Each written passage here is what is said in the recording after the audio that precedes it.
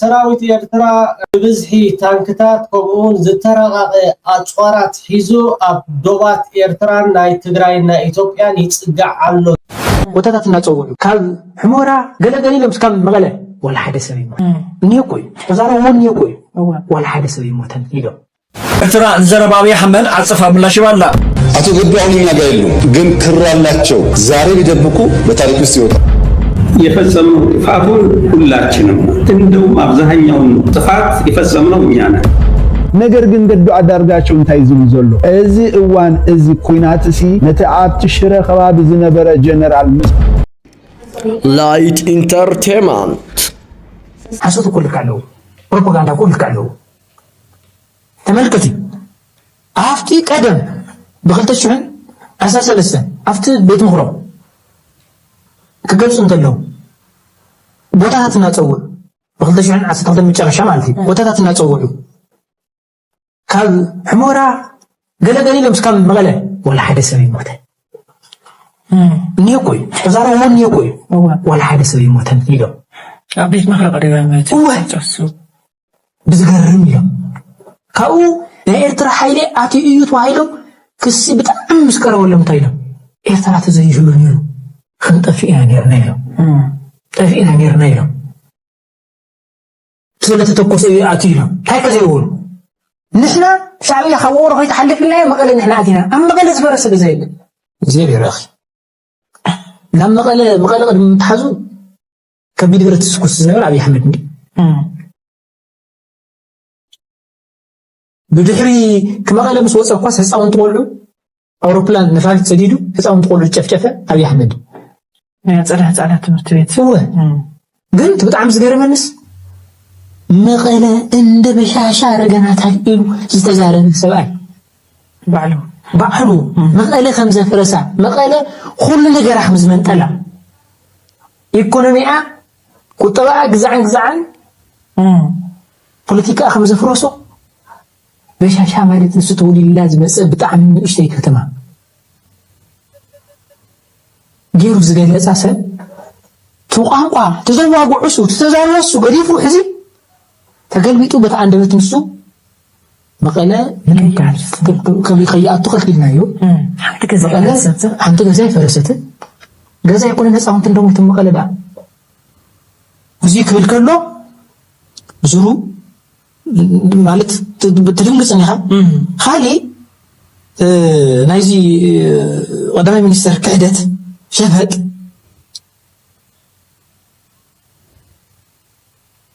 أوشتي كوينا مسوخي نواجا نغلت أكلات موجا سلزين خير منبر كافشير إلى جميرنا لغات قاسنا الأخنيرنا إلو تملكتي صبوق اسكي بك أمانة تم فلتو تم سمعنا يوم تم زرعنا يوم سينا من نحلفه بكاسكس نحلفه بصولنا تم تقرأ وتي أكيد كم تقرأ مليه وزا كم قال وزي لك هم قال مسواتكوا ناي تراسر أويل كحدنا وزيو إذا مكو يوم أول سو آخرة إن دمك سوى اليوم لما كم كنا نريد أن نحسن نسيب زواجنا نيرترا أمينا نيرترا تنايل الأبريشن مالتي كنا قد فينا خيوني إيشي كنا استقديد وزينا كنت زونا በቃ ሲናስክ ተናይ መጨረሻውና ጽልኢ መንግስት ኤርትራን መንግስት ኢትዮጵያን ወይ ድማ ኢሳያስ አፈወርቅን አብይ አህመድ ዝጀመረ ኣብ እዋነ ኩናት ናይ ትግራይ እዩ ይብላሉ አብይ አህመድ ሓድሽ ድራማ ቅድሚ እዚ አግን መጀመሪያ ሚሊ ዝበሃል ሓደ ኤርትራዊ እንታይ ኢሉ ከም ተዛረበ ንስማ በዚ ሓቦታትኩም ስዋት ትግራይ በዚ ኻስ ድራኹም በኤርትራ ስዋት كبير جايس كبير ما أملا سمعني ناي تحوجس في هكذا لبخ أي السبر سجام عصقون إذا حزب إزي النادمة موتو سقايو سدتو مبتتانو دخلنتو كل جزء بوليتيكا الناخونة زخير زلو لو مجن ኩልና ክንበራበር ግባ መጀመሪያ ግን አብይ አህመድ ዓሊ ዝተዛረባ ዘረባ አላ ሳድማ እንታያ እስከንስማያ ጸቡ የተጀመረው ብዙዎች እንደሚያስቡት የቀይ ባህር ጉዳይ ሲመጣ አይደለም። በትግራይ ውጊያ ሲጀመር የመጀመሪያው ዙር ውጊያ ሽሬ ካስለቀቅን በኋላ የኤርትራ ጦር ከኋላ ኋላ ተከትሎ ሽሬ ገብቶ የአንዳንድ ሰዎችን ግለሰቦች ቤት ማፍረስ ፎቅ ማፍረስ ሲጀምር ጸብ ተጀምሯል። አልተናገርንም እንጂ አክሱም ወጣቶች ሲገደሉ፣ አድዋ ሲዘረፍ፣ አዲግራት ሲዘረፍ በርካታ ኢንቮይ ወደ ኤርትራ ልኬያለሁ። የላኳቸው ሰዎች ገሚሱ አሁን ከኛ ጋር የሉ። ለምሳሌ ክቡር አቶ ገዱ ያኔ የውጭ ጉዳይ ሚኒስተር ነበሩ። ከአንዴም ሁለቴ ኤርትራ ልኬያቸዋለሁ። የላኳቸው የትግራይን ህዝቤን አታገሷቅሉ፣ ሀብቱን አትዘረፉ፣ ጸቡ ከቲፒኤልኤፍ እንጂ ከትግራይ ህዝብ አይደለም የሚል ነው። አቶ ገዱ አሁን እኛ ጋር የሉ፣ ግን ክር አላቸው፣ ህሊና አላቸው። ዛሬ ቢደብቁ በታሪክ ውስጥ ይወጣል። እምባህር ከም ሰማዕኩም እዩ አብይ አህመድ ገዱ አንዳርጋቸው ይፈልጥ እዩ ንሱ ይመስክር ንሱን ማዕተቡ ይዛረብ ይብል ነሩ እንታይ ይዝብል ዘሎ አብይ አህመድን ኢሳያስ አፈወርቅን ባእሲ ዝጀመርና ንህዝብ ትግራይ ክብድልዎ ስለዝረኸብክዎም እዩ ኣብ እዋን ኩናት ትግራይ ህዝብ ትግራይ አይትበድልዎ እናበልኩ ብዙሕ ግዜ ንገዱ አንዳርጋቸው ይልኡኾ ነይረኤ አይትበድልዎ ኢለ ብምባለይ ብዙሕ ግዜ ብምዝራበይ ጸልእና ባእስና ሽዑ ይጀምሩ ይብላሉ። ሽዑ ግን በአንጻሩ ንመንግስት ኤርትራን ህዝብ ኤርትራን ከምዚ ይብል ነይሩ። ዘንድሮ ከኤርትራ ጋር ታርቀን ባይሆን ኖሮ ምን ሊፈጠር እንደሚችል መገመት ያስቸግራል። መታረቃችን የግለሰቦች አለመሆኑን መታረቃችን የህዝቦች መሆኑን ከኤርትራ መንግስት በላይ የኤርትራ ህዝብ በተግባር አሳይቶናል። በጣም ነው የምናመሰግነው የኤርትራ ህዝብና መንግስት ስላደረገው ነገር። እምባር ከም ሰማዕኩም ወይ እዚ ትማሊ ህዝብ ትግራይ ከጭፍጨፍም ኮሎ ምንም ዘይገደሾ እኳ ደአ ነታ ትግራይ ነታ መቀለ በሻሻ ገርና ያለና ኢሉ ዝተዛረበ ሰብአይ ሌላው መቀሌን ትናንት መልቀቅ ስንጀምር በጣም ብዙ ሰዎች ተደናግጠዋል። እናንተም ተደናግጣችኋል። መቀሌ ዛሬ 7-8 ወር ስንሄድ የነበረው ግጭት የስበት ማዕከል የመንግስት ማዕከል የምናቀውና የማናቀው ሪሶርስ ማዕከል ነው የነበረው። ዛሬ ግን ስንወጣ በውስጡ የተሰገሰጉ የተትረፈረፉ ሰዎችን የሚዘርፉ የሚቀሙ 80 ሺህ የሚጠጉ ሰዎችን ከመጨመሩ ውጪ ከአብያዲ ወይም ከሽራሮ ወይም ከበሻሻ የሚለየው ነገር የለም። የስበት ማዕከልነቱን አጥቷል። እምባር ከም ሰማዕኩም ወይ በሻሻ ገርና ያኢሉ ዝተዛረበ ሕጂ ሓድሽ ቁማር መጣልዒ ህዝብ ትግራይ ምናልባት ኣብ ጎኑ ንኸሰልፎ ዝደለዮ ይመስል ግን ብዙኾነ ግን አነ መጨረሽታ ታርጌተይ ገዱ አንዳርጋቸው እንታይ ይሉ ከም ዝነበረ እስኪ እንስማዕ። የሻዕቢያ ኃይል ገብቶ ብዙ እያጎሳቆለ ነው እየተባለ ነው፣ ውድመትም እያስከተለ ነው እየተባለ ነው። እንዴት ነው ሁኔታ? አይ እነሱም ጥፋት ፈጽመዋል። ነገር ግን እኛ የፈጸምነው ጥፋቱን ሁላችንም ነው። እንደውም አብዛኛውን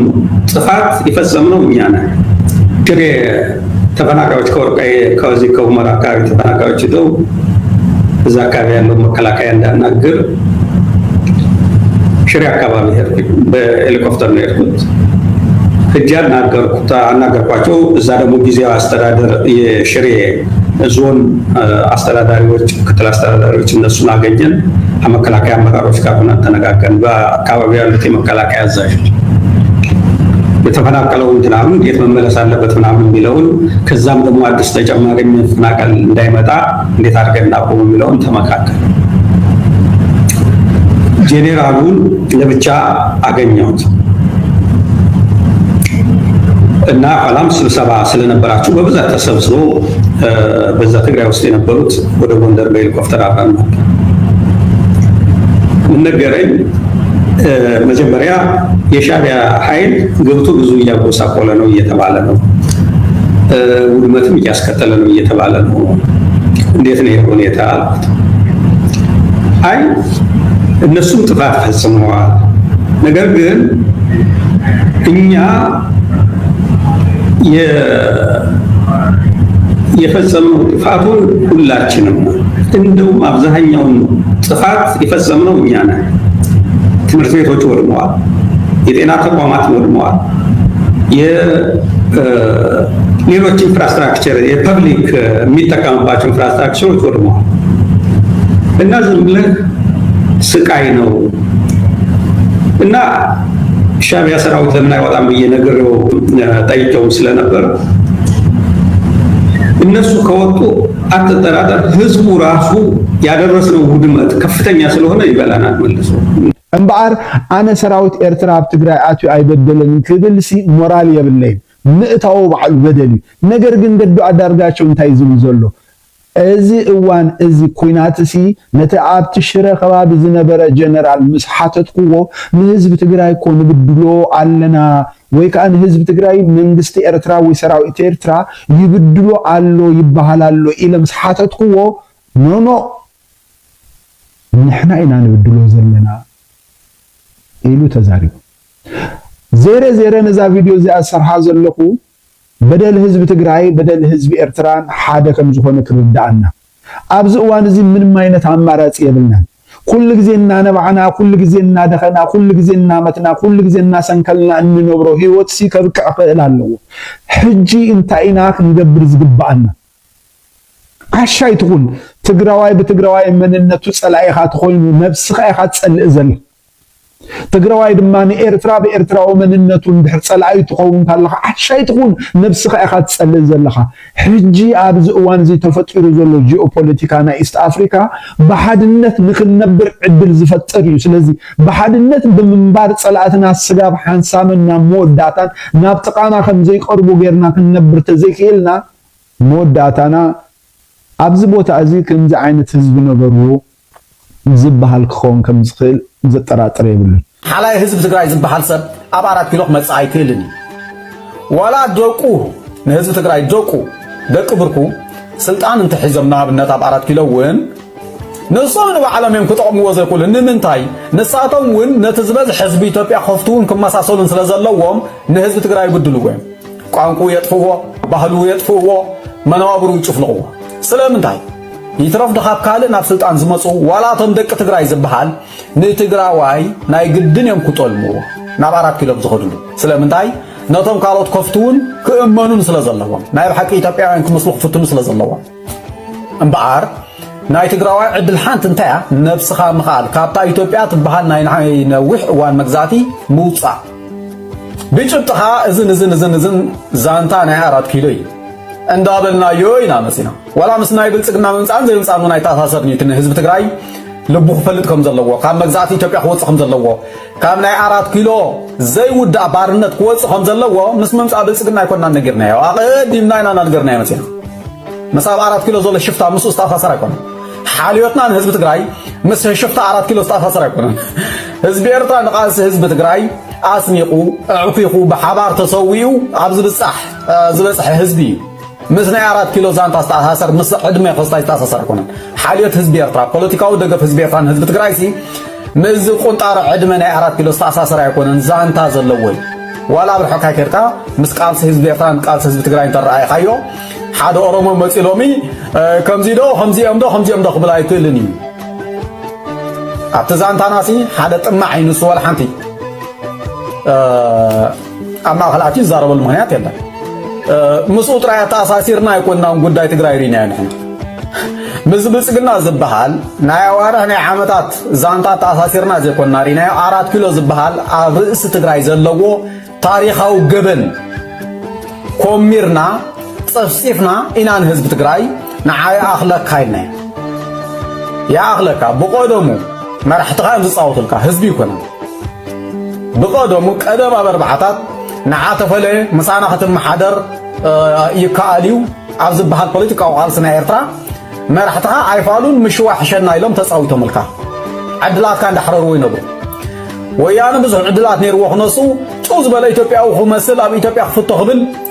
ምሳና ከይተረፈ ስጋብ ዝበኣሰሉ ደረጃ በፂሑ ዕድልካ ታዑንኮ ትንፋስካ ምስ ኤርትራ ኣባቲኽካ በብግዚኡ ናብ 4 ኪሎ ብዘቃሙቱ መራሕትኻ እንዳተበደልካ ትነብር ዘለኻ ህዝቢ ተዘይኮይኑ ህዝቢ ኤርትራ ማዕጾ ዓጺልካ ይፍልጥን ናብ ዝሽግር እዚ ኣብ ምእታው ተሓደ ይኹን ተሓደ በተሓደ ይኹን በተኻልእ መልክዕ ኩሉ ተሓታቲ ፈላላይ ክመጽእ እንተኮይኑ ነቲ ጸገም እውን ብትክክል እንታይ ዓይነት ጸገም ምዃኑ አይደንቲፋይ ምግባር ምርዳእ ካብኡ ነቲ ጸገም ድማ ንባዕልኻ መውሳድ ኣነስ ኣብዚ ዝገድየ እዚ ተጻዊተ እዚ ሽግር እዚ የለን ኢሉ ንባዕሉ ክናሳሕ ክእዳሉ እዚ አንተ ገይሩ ካፍታ ሽግር ክወጽእ በርካብ ሽግር ነፃ ይዝበሃል ሰብ የለን ካፍታ ጸገም ክንድምታ ይወጽእ ግን ውፍይነት ተሓትት ዛንካ ቀንጢትካ قلعها ويلكا ناي بحقها بديل ايه زبل منفس كهلو يقبع مالتي زين تخوينو تماريحنات تبزح كافت زلو شجر كوتصير كحسن اديك كوي مالتي قالي هو كندي كاف شجر موصا نت شجر مخنياتات اندافطره كنكبالل زدللو لعلي نا حزب سقاين مكران ناتو خبري اقدمو زري سلازي بزعوا نحزب زبصحو بدلب كندي زناسحو انا خم يغور كون دالن وعلى حركه زدلي وي حماقات شجرات نخالي كشكم زدلي وين تتصقمات تقبلو زيدلي بتتصقم بتزني هنا يوس كقصل زدلي سرعتنا تتحسن سرارحنا تتحسن علامنا يتودم دات كاندا فرارسه بتمنقدو نسو قصل زدلي ون كلي هزي زكال صعر تقبر مبر منقد خالي يخبهلالو هذه تمريحنة دلزي آية ኤርትራ እንዘረባ አብይ አህመድ አጽፋ ምላሽ ባላ ቀዳማዊ ሚኒስትር አብይ አህመድ አባይቶ ከልተዝ በቀሪ በመዛስ ማው መደረ ኤርትራ በወገን ሚኒስትር ዜና ታገራ ቢላ ምላሽ ባላ አምላሽ ነው ድማ ሰራት ኤርትራ በዘምልከስ አበ መግለጺ ካብ ሐቂ ዝረሐቀና አጀንዳ ኩናትን በመግለጻን ሰጣሙሊ በመባል በትሬት ተቃይሞም ሚኒስትር ማህበራዊ መረጃት ገጹ አብዛ በመግለጺ ሐዚ በመንግስት ኢትዮጵያ ዝቀረበ ክስነ ተቅርም ሐዚ ዛቦ ወቃው መርገዚ ጻረ መሆኑ አመላክቲው አይተማ ነገር መስቀል መራሕቲ በልጽግና ለዓሉ ወታደራትን መኮንናትን ኢትዮጵያ አብ وان كناتن سمينن دحريون سراويت ኤርትራ ነዊሕ ዋን ሰራዊት ኤርትራ ዝለዓለ ምስጋና እናቀረቡን መዳሊያታት ክብሪ መንግስቲ ክሽልሙን ከም ጸንሑ ገሊጽዩ ይኹን በርታ ሕዝካይ ዘሎ ከሲ ነዚ ታሪኻዊ ሐቂ ዝኸደን አራእያ ህዝቢ ንጥምዛዝ ዝዓለመ ምዃኑ ገሊጾም እዮም ሚኒስትር ወሲቁ ድማ ሕዚ ዝካይ ዘሎ ከሲ ኣብ ላዕሊ ኤርትራ ጉዳይ ኣፍለገ ባሕሪ ሰሙር ከተር ወታደራዊ አጀንዳ ንምሙሻይን ንምምኽናይን ተዳለው ምዃኑ ገልጽዩ ቀዳማዊ ሚኒስትር መደሩ ንጎላን ከም ኣብነት ምጥቃሙ ኣብ ላዕሊ ኤርትራ ዘለዎ ዘይሕጋዊ ድሌት ኩናት ንጹር ዘርኢ ድማ ኢሉ ሃገር ከተኽብሮ ነቲ ውዕል ግዴታ ኣለዋ ነዚ እዚ ከም ድሕረ ባይታ ርኢና ካብ ጥንታዊ መጻጽኡ ስጋዕ ኣብ ዘመናዊ እዋን ተዳ ብዛዕባ ኣህጉራዊ ውዕላት ተዳ መጺና ሓደ ነገር ንምሃሮ ሰላም ነቶም ውዕላት ብምኽባር ጥራይ ዝመጽእ ኩሉ ግጭት ኣብ ዓለም ዘጋጥም ዝተፈጸሙ ውዕላት ስለ ዘይተኸብሩ እዩ መጽኡ እዚ ከም መእተው ጌርና ናብቲ ዝተጠቐሰ ነገር ዝመጽእ ዘሎ ዘረባታት እንተዳ ከይድና ኖ ሕጂ ከምዚ ቀደም ዝተፈጸሙ ውዕላት እዮም መግዛእታዊ ውዕላት ኣይንቅበልን ኢና ሕጂ ብዙሕ ህዝቢ ከምዚ ኮይኑ 120 ሚልዮን ወላ 1 ቢልዮን ደውበሎ ኣነ ወደብ ደልየልኹ ኣነ ገለ እዚ ብምንጽር ሕጊ ከመይ ዝርአ ተሞከስ ሕጂ ኩሉ ግዜ እቲ ቬና ኮንቬንሽን ኦፍ ሎ ኦፍ ትሪቲስ ኢና መሰረት ንገብር ዘለና ቅድም ናብቲ ፖለቲካዊ ክሳይ ምኻድና በቲ ሕጋዊ ነገራት ቅድም ክንሪኦ እዚ ዝመጽእ ዘሎ ሞገት ሕጂ ቅድሚ እንታይ ልምሰካ ኣብ ዝኾነ ክርክር እትሕዞ ላይን ኣሎ እንታይ ዓይነት መስመር እንታይ ዓይነት ሓዲድ ናይ ክርክር ኢኻ ትጥቀም ኩሉ ግዜ ወሳኒ እዩ ሓያል ክኾን ኣለዎ እቲ ናትካ መከራኸሪ መስመር ወይ እቲ መከራኸሪ ላይን ንብሎ እዚ ዝቐርብ ዘሎ ናይ 120 ህዝቢ 120 ሚልዮን ህዝቢ ኮይና ኢና እቲ ቀደም ዝገበርናዮ ውዕል ሕጂ ስለ ዝበዝሕና መሬት ፀቢብና ኣሎ ወላ ባሕሪ ኣፍ ደገ ባሕሪ ወደብ ደሊና ነቲ ቁጠባና እዚ እንታይ ይመስለካ ንዓበይቲ ዕኑድ ናይቲ ኣህጉራዊ ሕጊ ምጥሓስ እዩ ከም ምጉት እንታይ እዚኣ ምስለካ ተሓንቲ ኖ ኩነታት ተቐይሩ ስለ ዘሎ ዝተገብረ ውዕል ዶብ ክፈርሰልና እዩ ዝብል እዚኣ ከም ምጉት ክትሪኣ ከለኻ ኣነ ክሪኣ ከለኹ እዚኣ ዝደኸመት እያ ከም ናይ ሕጊ ክኢላ ኣብ ዝኾነ እዚኣ ኣይተምፃእኒ ኢኻ ምክንያቱ ድኹም ላይ ናይ አርጉመንት ሒስካ ኣብ ዝኾነ ክርክር ኣይትመጽእካ ስለምንታይ ድኹም ዝኸውን ዝብሎ ዘለኹም እንታይ እዩ እቲ ክሳይ ውዕላት ዶብ ፍሉያት እዮም ካብ ካልእ ውዕላት ኣብ ሃገራዊ ሕጊ ክልተ ዓይነት ውዕላት ኣለዉ እቶም ሓደ ውዕል ኮንትራክቹዋል ትሪቲስ ዝበሃሉ እዚኣቶም ከም ናይ ንግዲ ውዕል ክኾኑ ይኽእሉ ናይ ባህላዊ ምትእስሳር ክኾኑ ይኽእሉ ናይ ከም ዝኣመሰለ ውዕላት እዚኣቶም ኩነታት እንተደኣ ተቐይሩ እቲ ሓደ ሃገር ምስ ሓደ ሃገር ውዕል ገይሩ ፀኒሑ ናይ ንግዲ ኖ ኣነስ ኣብ ዓደይ ከፍርዮ ስለ ዝጀመርኩ ተኻባኻ ዘምፅኦ ዝነበርኩ ገዲፈ ኣለኹ ኩነታት ተቐይሩ ኢሉ ፀገም ዘለዎ ይኮነን ኣብዚ ክትገብሮ ትኽእል ኢኻ ውዕል ዶብ ካብቶም ዲስፖዚቲቭ ዝበሃሉ ትሪትስ እዮም ወይ ከዓ ተሪቶሪያል ትሪትስ ዝበሃሉ እዮም እዚኦም ብቐጥታ ምስ መሬት ምትእስሳር ኣለዎም እንታይ ማለት እዩ ሕጂ ኣብ ድሌትካ ኣብ ባህ ዝበለካ ዝቀያየር ነገር ኣይኮነን ናይ ውዕል ዶብ ውዕላት ዶባት ሓንሳብ ምስ ተገበሩ ሓንሳብ ምስ ተፈጸሙ ሓደ እቲ ውዕል ይሃሉ ኣይሃሉ መንግስቲ ቀይር ኣይቀይር መንግስቲ ይፍረስ ኣይፍረስ ብኹናት ይኹን ብኻልእ ኣገባብ እቲ ዶብ ቀዋሚ እዩ ንኣብነት ፀኒዖም እዮም ዝነብሩ ንምንታይ እዩ ከምዚ ገይሩ ትሕጊ እንተደኣ ኢልካ ምፍሉጥ እዩ እንተደኣ ኩነታት ኣብ ዝተቀያየረሉ ግዜ ዶባት እንተደኣ ስቂልካ ተቀያይር ኮንካ ካርታ ዓለም ኣብ ዓመት ዘይኮነስ ኣብ መዓልታዊ ኣብ ሰዓታት ስኢልኩ ቀያይር ካርታ ዓለም ማለት እዩ እዚ ሕጂ እቲ ስታቢሊቲ ዝበሃል ኣይክህሉን ስለዚ ነቲ ውዕላት ዶብ ዝበሃል ነገር ከምዚ ዓይነት ፍሉይ ደረጃ ይዝህቦም ኣብቲ ሃገራዊ ሕጊ ከምዚ ብቐሊሉ ዝትንከፉ ገለ ኣይኮነን ስለዚ እንተደኣ ብወገን ኢትዮጵያውያን ከምዚ ዓይነት ሙጉት ዝመጽሃልዩ ኮይኑ ብመንጽር እዚ ሕጊ ክንሪኦ ከለና ፍጹም እዩ ማሕበራዊ ሚድያ ዝወፅእ ዘሎ መቸም ከምቲ ልሙድ እዩ ሰራዊት ኤርትራ ናብ ድፍዓት ተጸጊዑ ሰራዊት ኤርትራ ብወገን ብዝሒ ታንክታት ከምኡውን ዝተረጋገ ኣጽዋራት ሒዙ ኣብ ዶባት ኤርትራን ናይ ትግራይን ናይ ኢትዮጵያን ይጽጋዕ ኣሎ ዝብል ዜና መቸም ካብ ንሰምዕ ዳርጋ 3 ዓመት 2 ዓመት ኮይኑሎ ካብ ሚሕር ምጽጋዕ ሶማል አጽሕሩሞ ኬንያ አጽሕሩሞ ኣብ መሬትና ከምድልያትና ኣብ መሬትና ተደሊና ባድመት ንኺ ተደሊና ዛላምበሳ ንኺ ተደሊና ካጾሮና ንኺ ኣካል መሬት ኤርትራ ክሳብ ዝኾነ ከምድልያትና ስለዚ እዚ ሎማዓንቲ አብይ አሕመድ ክዛረቦ ድጸንሐ ዋጋ ከፍሎ ምዃኑ ክፈልጥ ክኸላሉ በቲ ትብልዎ ዘለኹም ወላ ሓደ ድጽላ ኣይኮነን ዝተራቀቀ ኣጽዋር ጸረ ድሮን ከምኡውን ታንክታት ዝዓጠቀ ሓይልታት ምክልኻል ኤርትራ ናብ ዶብ ኢትዮጵያ ወይ ከዓ ትግራይ ይጽጋዕ ኣሎ ክትብሉ ብጣዕሚ ጽቡቕ እዩ ድጽላ ነገር ኣይኮነን ከምቲ ክቡር ሚኒስትር ዜና አቶ የማነ ገብረ መስቀል ዝበሎ ሎማዓንቲ ብዕሊ ኩናት ኣብ ልዕሊ ልዕላውነት ኤርትራ ኣውጅኩም እዮም ብዕሊ ሱኸ እንታይ እዩ እቲ ናይ ባሕሪ ጉዳይ ኣካል ህይወትና ወይ ከዓ ትንፋስና ስለዝኾነ ኤርትራ ዝተራቀቀ ኣጽዋር ታንክታትን ጸረ ድሮን ዝዓጠቀ ናብ ዶባት ኢትዮጵያ ይጽጋዕ ከም ዘሎ እዚ ከዓ እዚኣ ደስ ደይትብለኒ ወይ ከዓ ክትከውን ዘይትግባኣ ኣብታ ጽሕፍቲ ዘላ ኣብ ዝቐረበ እዋን ኣብ መንጎ ኤርትራን ኢትዮጵያን ግጭት ክለዓል ይኽእል ንሕና ከም ኤርትራውያን ከምዚ ሎሚ አብይ አሕመድ ክዛረቡ ዝወዓለ ንኤርትራ ክወርር የዳይ እምበር ኤርትራ ሓንቲ መዓልቲ ንኢትዮጵያ ብዝኾነ ነገር ክወርር ወይ ከዓ ይግባኣኒ ወይ ከዓ ዝኽገብር ገለ ዝበሃል ነገራት የለን እቲ ክወርር ዝመጽእ ግን ንሕና ከም ኤርትራውያን ኩሉ ግዜ ሕርያና ወይ ከዓ ምርጫና ተገዲድና ንኣትዎ ኩናት ደኣ እምበር ሕርያና ሰላም ምርጫና ተኸባቢርካ ምንባሪ ምርጫና ናትና ይንህብን ዘይናትና ከዓ ኣይንደልን ከምዚ ትብልዎ ዘለኹም ግን ተጸጊዑ እንድሕር ደኣ ኢልኩም ብጣዕሚ ጽቡቕ እዩ ንዓኻትኩም ከይትድቅሱ ከምኡ ከዓ ኣብ ከብድኹም ኣትይኩም ከም ዘሎ ደኣ እምበር ንዓና ዜና ክኸውን ዝኽእል ሰራዊት ኤርትራ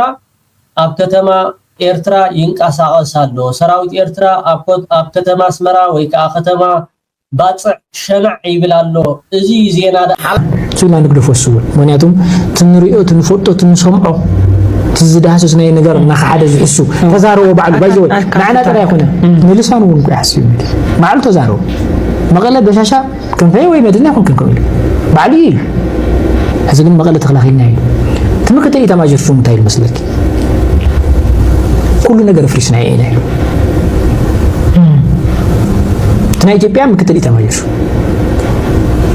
ኢኮኖሚው ተመታ ታይዘ ይበለ ፖለቲካው ተመታ كل ነገር ደቂቁ ይሁን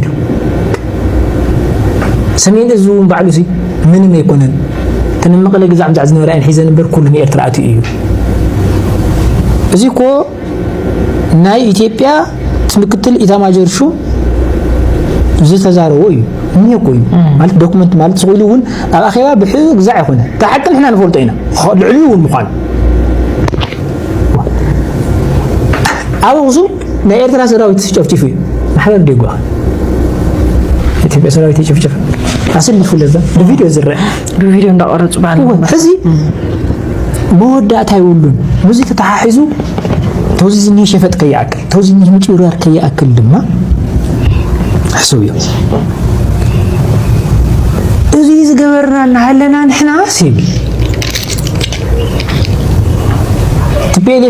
ትፔሌፍ ስለዝወት ትፔሌፍ ለምጽውል መሰራዊት ትግራይ ዝኸሰሱ አምሓራ ክልል አትይጉን ፋብሪካ ፍሪሱ ባንክ እንዩ ታዲስ ገብርኤሎ ስርሑ ያው كم تقرأي حز السلامة وركب تقولون مالا أين بعثوا جل زلهم نعم حرام مسجوراتي نسو مزراجن حزي تقرأين إرتران هزون ركب له أنصار أو سلام له كويناتين واقع أنزل قوام قلبيتو حزب يزوي زبلنا نازل لطاي نص سيترسعوا ترى هونن جنسايد فتصملكم العقل ما يكون زيز غور لكم ارتراس لازخونه حزم سايكونكم لا ارتراخ وشورو يزلنا له لما حركه تاجيلهم زلم سلكي فاندو مستغراي تعريقه بزعم زعت زل غاسي كم زلو تي لي في سراويت الموسيو بنك بالكاي 5 غيركاي سلازم مسو يتسراح مساي سراحي معناته من ابي احمد بروجكت زي ابي احمد حي بعد تسب بعد وعلو خيت امامن بغبال حيل من قبل خيقبل كأوناتو بروجكت كتنبر تناتو بروجكت خطاي خوينات نبلع زي متأممان كاول كسوي بايزوي عنده وين لنا لما مجرسا زخ حدا نخلي زخونه اكل تاخبر كم زخيل فلتي ግን تاول كسوي زغبر يكو كم اب زخونه بير زفصو حزي حسيو كيدخي نحنا حزي جنسايد تفصيمنا اخني الكلنا سي بقلسي ناي سراويت تግራይ احنا ناخنا امنتي ኢንቴንሽናል كم عينت ተልእኮ አይኖርም ኣብ ዝኾነ ቦታ ኣትይውን ኢንቴንሽናል ዝፍጽሞ ስሕተት የለን ኣብ ኩናት ዝፍጸም ነገር እንተሃልዩ ግን